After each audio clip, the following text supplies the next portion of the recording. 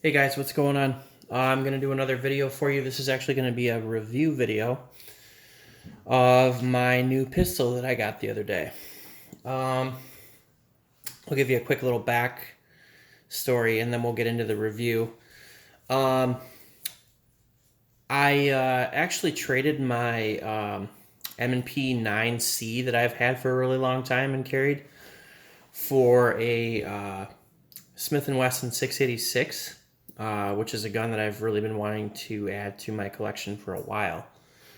So I did that trade, and basically I had I guess you could say a niche to fill for a subcompact 9mm.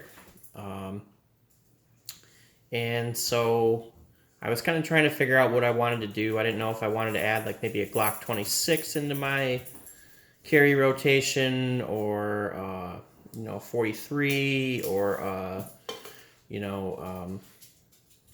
p365, or the Hellcat. So that's kind of where this video stemmed from. Um, I ended up going with the SIG P365. So I guess I'll just basically show you,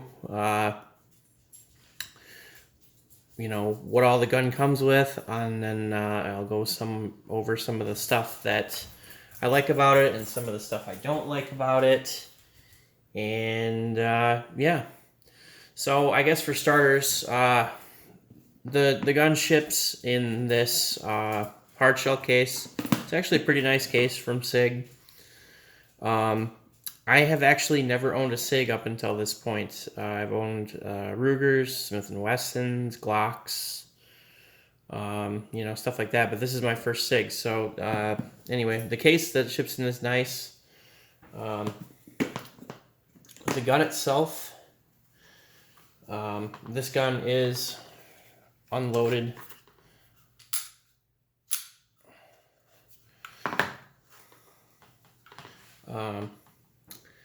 The gun, I didn't know this actually about this gun for the longest time. Obviously, the biggest appeal about this gun is the round capacity. You get 10 plus rounds in this tiny little magazine. And like I said, I didn't know this about this gun, but the gun was actually designed around the magazine. They didn't just design the gun with, the idea to get as many rounds as they could into a magazine. They designed the mag first and then the gun. So this gun, basically, what you have is a gun that's about the size of an M&P Shield or a Glock 42 or 43 with almost double the round capacity. And then you can get the 12 round mags, and I think even a 15 round mag. Right now I'm just sticking with 10 round mags, because they seem to fit in my hand just right, and they're not too big to the point where they protrude more than I want it to. Part of the reason I went with the standard 365 and not the 365 XL or the SAS is because, to me, the XL kind of defies the point of a gun this small. Once you start getting into the XL, for me, it was almost the same size as a lot of other guns out there. This on its own is kind of just its own little, I guess, style of gun. And then I went with, like I said, the standard. I didn't go with the SAS because I have heard that the SAS sights are really hard to use and get used to. And I didn't really want to get it and then not like it. And I like the standard style sights that are not recessed into the gun. This gun does ship factory with night sights from SIG, which is cool. And that makes kind of a big difference when you're buying a carry gun that already ships with night sights, as far as I'm concerned. I guess we'll talk about now what I don't like about this gun. Right now, this gun when I bought it, came with one mag. I guess SIG has a shortage of supply right now, and I guess magazines are included in that. They do, in the paperwork that they give you with this, give you a voucher card for a magazine, or maybe 2 magazines, I'm not sure. Anyway, they give you a voucher card, so I'm going to do that and send it in.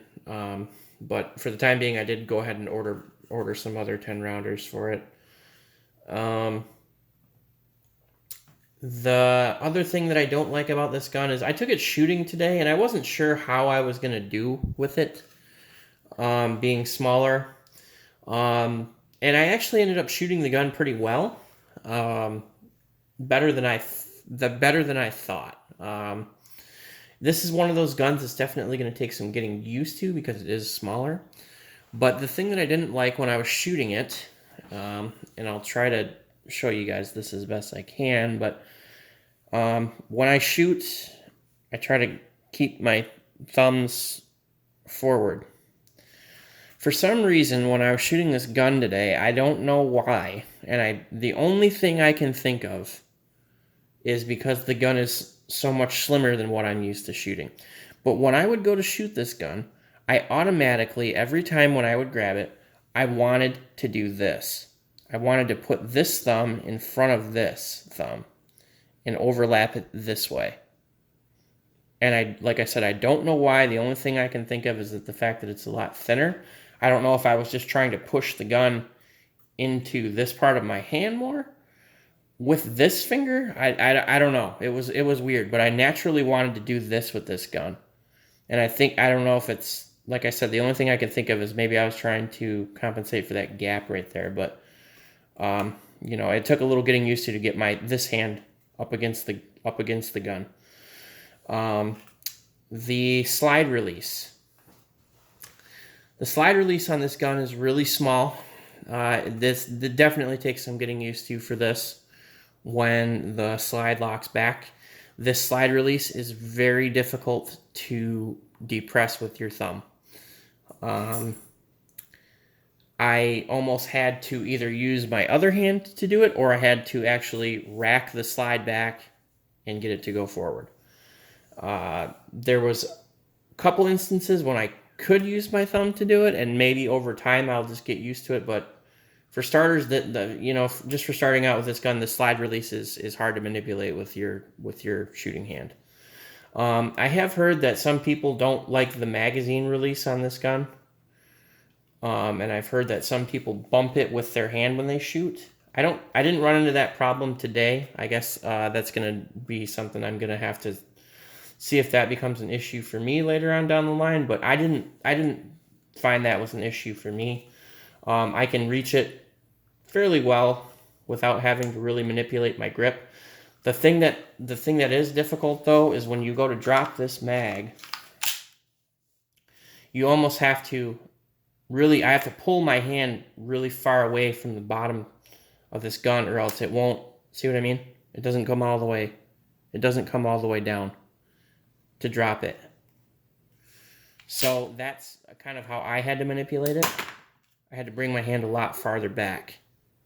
I'm trying to get this in the camera, but it's not really working. I'll try and show you again. But if I don't bring my hand all the way back, the magazine kind of catches on my hand like that. So you got to make sure when you want to drop this mag, if you're doing a reload, you really got to pull it back to drop that mag. So that's something that kind of takes a little getting used to with this gun also. But like I said, overall, when I shot this gun today, I thought I did pretty well with it. And I think it is going to find a spot into my carry rotation. Overall, I would recommend this gun for somebody.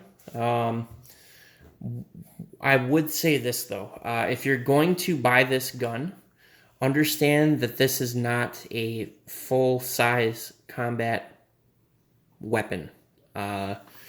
This gun is going to take a lot more getting used to than something, that's a little bit larger in the frame, maybe like a subcompact Glock or you know, something like the M&P Compact or the 2.0 or the H&K, the SK.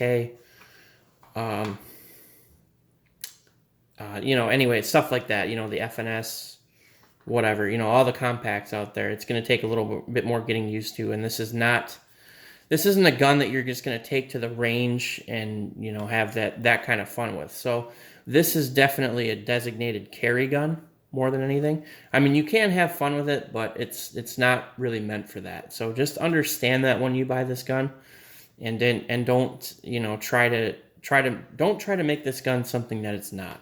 This gun was designed for concealed carry, and it really does hit a home run in that aspect with me as far as I'm concerned. You know, it's gonna be one of those things that takes a little bit of getting used to and some training to really become proficient with it. But you know, training and practice is key when it comes to this stuff anyway. So you should be out there training, you should be out there shooting, and you know, I think the more that you do it and the more that I do it definitely with this gun, I would get better with it. So yeah, I guess that's all I really have for this gun right now. If you have any comments, leave them down below. I'm going to try to do a follow-up video on this gun a little bit later on. After I've put, you know, a couple more 100 rounds through it. Right now I've only got about maybe 120-ish rounds through it right now, so I don't really have you know, a huge amount through it right now. But yeah, anyway, I have a lot more videos that I want to do for you guys coming up. I'll give you guys kind of a little spoiler. I have a couple other guns that I took to the range today that I haven't shot yet. I took my Bergara to the range today too because I needed to zero it. So I'm going to do a video of that for you guys. I'll show you guys that rifle. I finally got that together. That was one of the things I've been really excited about ever since the COVID-19 pandemic hit and we've been kind of confined to our homes. I was kind of piecing that rifle together piece by piece, and it's finally together now. So I will probably show you guys that in a later video as well. But until next time, guys, over and out.